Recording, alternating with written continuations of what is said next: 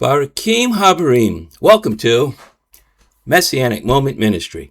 I'm Stephen Bruck. Hey, you know who you are. Today's the 23rd day of September 2025. And first off, before we do anything else, let me wish you all a very joyous New Year. However, let's put this in perspective. I want to also remind you that Rosh Hashanah is a man-made holiday. This is not a biblical New Year. At some time in the past, the rabbis of old decided to change this from Yom Teruah, Day of Trumpets, a memorial holy day, to celebrating a new year. Who would have known, right? What we should be doing actually at this time is not celebrating, but becoming more introspective. We are to review our actions over the past year and confess just how far we fell short of what God wanted us to be.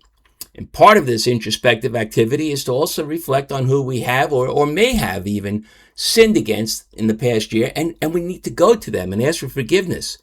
These are the 10 days of awe, and we should be preparing ourselves both emotionally and spiritually for Yom Kippur. All right, so let's get to today's lesson. We're talking about the Shema, which is the watchword of the Judaic faith, and it's the very foundation of monotheism.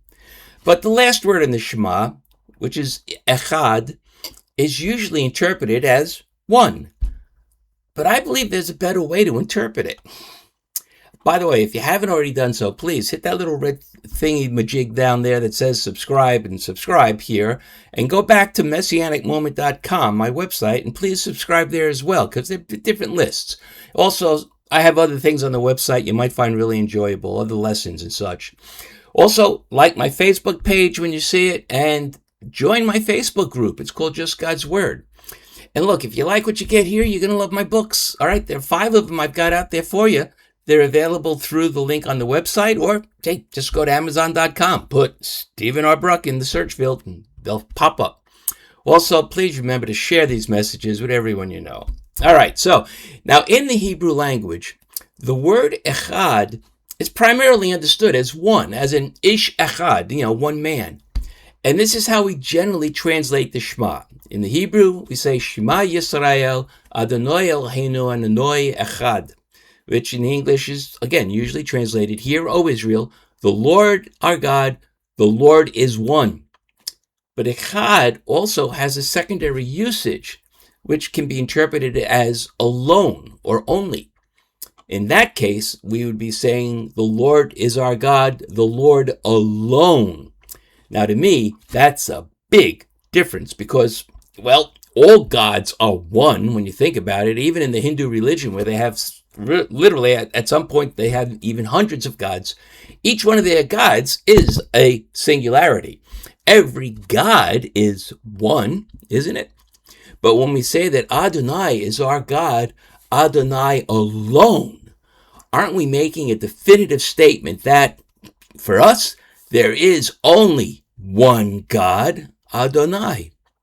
Yeah, many others have their god or gods, but we have only Adonai. He alone is our God.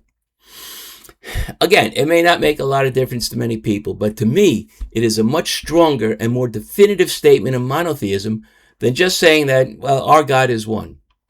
I've been in different synagogues where most use Echad as one, but there are some who are using Echad as alone. So, hey, today we have a simple lesson about the use of a word in the most important prayer in Judaism and how it can be understood in a different way. Either way, when you say one or alone, the Shema is the foundation stone of our monotheistic faith. All right, thank you for being here. Please remember to share these messages with everyone you know, even non-believers. Hey, after all, you never know how fertile the soil is until you plant a seed in it. All right, that's it for today. So, Lihitrot and Baruch Hashem.